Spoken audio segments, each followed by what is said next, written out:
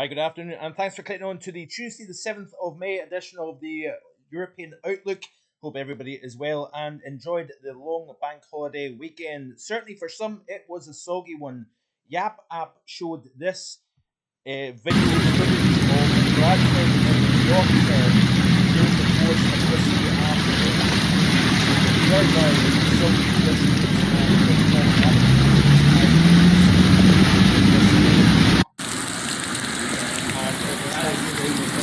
thunderstorms that were running from south to north during the course of yesterday afternoon, with low pressure driving the instability within the atmosphere. Low pressure at this time of the year quite often constitutes thundery downpours. For some, it's sunshine 10 miles away. It could be a scene like we've seen in Bradford and adjacent areas yesterday afternoon.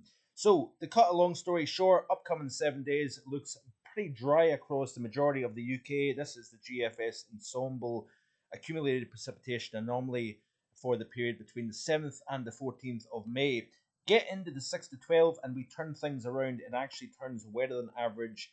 But then in the 10 to 16 day, it goes slightly below average rainfall once again. And a large reason, I believe anyway, that we're seeing this high pressure dominated pattern is that relatively amplified phase 4 and 5 MJO pattern promotes warmer and drier conditions across Western Europe and also warmer than average with ridging across the eastern half of the United States. Now, we are seeing the MJO go into the null phase, and the jet stream that has been getting deflected both north and south to the west of the UK and Ireland is now going to start to shift. We are going to see higher pressure building and then replaced by lower pressure. And if you look here at the upper air pattern of the same model, the GFS ensemble, this is the upcoming 5-day period. So we've got the strong core of high pressure, almost bang slap over the UK and Ireland. Skip ahead to the 6 to 10, and we are seeing that high shift east and north.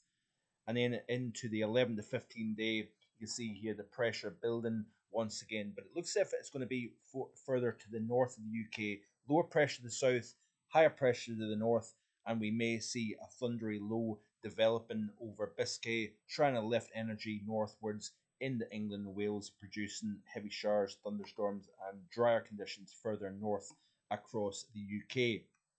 So temperatures are going to rise as well as the dry theme. This is off the UK Met model, and you can see actually that the model is indicating for Saturday at 15Z, 23 Celsius along the Murray coast here, even up to 20 in the Wick area.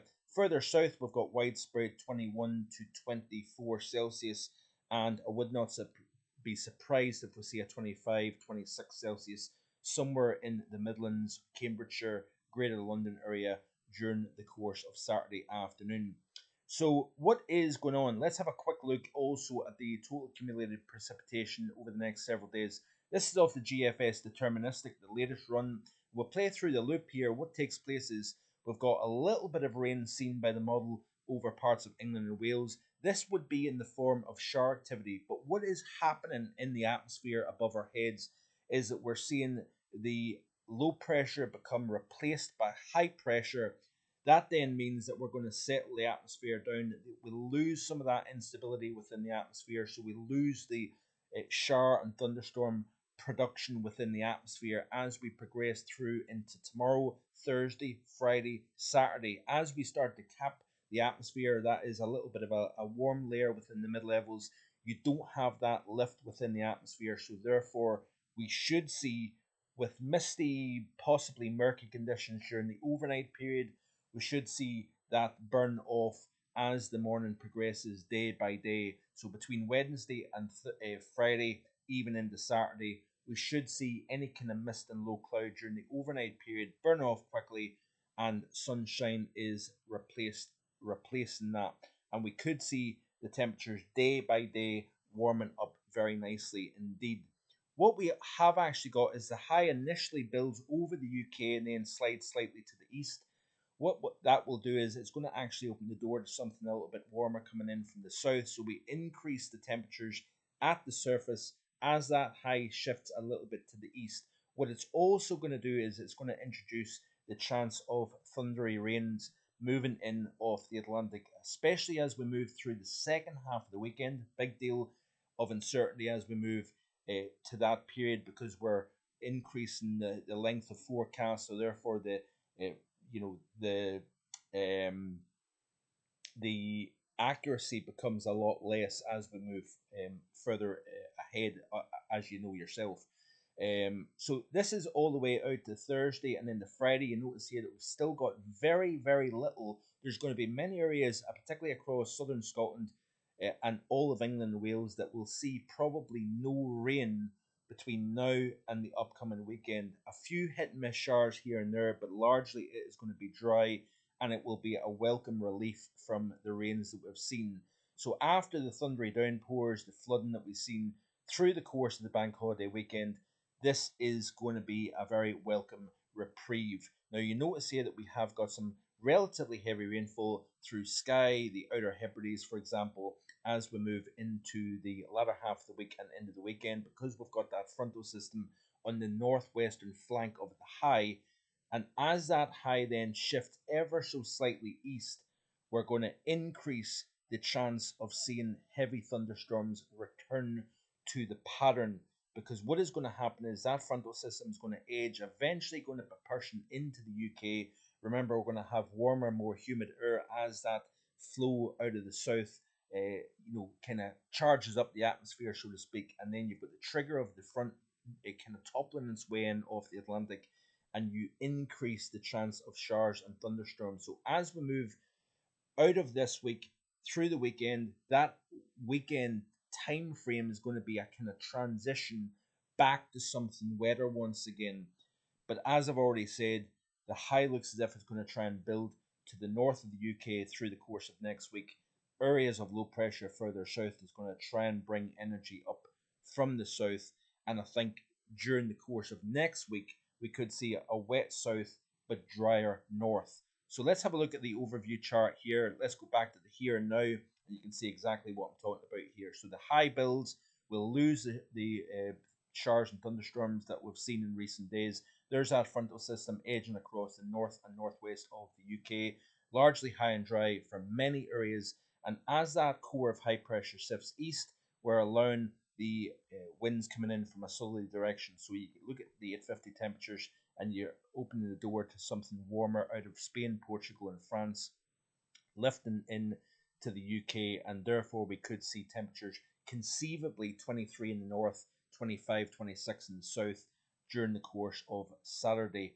And then you notice here that if we go back to the overview chart, you've got an area of low pressure gathering, but look at the position of the high. It's now shifted up towards Scandinavia. That's going to build across the northern half of Europe here, and it's going to force any areas of low pressure to get shoved southward. So instead of that area of low pressure developing and moving bodily across the UK, heights are rising to the north, and then it forces the deepening of low pressure. This could be quite an interesting area of low pressure as we move into early next week. Now, remember, this is one GFS deterministic model. We're going to have multiple runs throughout the course of each day, and therefore there's going to be levels of uncertainty and fluctuations in the solution of the model. But generally speaking, this looks as if it's going to be quite a thundery, unstable situation across the Republic of Ireland, England, and Wales through the early portions of next week here. And it's obviously how strong that high to the north is will determine how far north this frontal boundary associated with showers and thunderstorms gets to the north here. So it looks as if it's going to struggle to get any further north in the Midlands, the north of England, for example. The high will be just that little bit too strong further north, and then obviously the level of uncertainty becomes greater as we progress through the course of next week here. So to summarize, higher pressure, drier conditions as we move mid to late this week. Will probably peak in the current warm spell this upcoming weekend. 26 Celsius possible in the south, 23, maybe a 24 in some prone areas of northern Scotland with the southerly wind. The Murray Coast, for example, may get that 23 or 24. Then we start to see a little bit of a breakdown late half of the weekend as the high starts to kind of regroup to the east and to the northeast. Areas of low pressure that are kind of waiting in the wings as the jet becomes a little bit stronger over the Atlantic, tries to push towards the UK and Ireland, but with the high building across the north, it then forces the jet and associated low pressure to the south, and we have this kind of attack from low pressure trying to move north, coming up against the resistance of high pressure to the north, and therefore we have that kind of drier north, wetter south scenario through the course of next week here.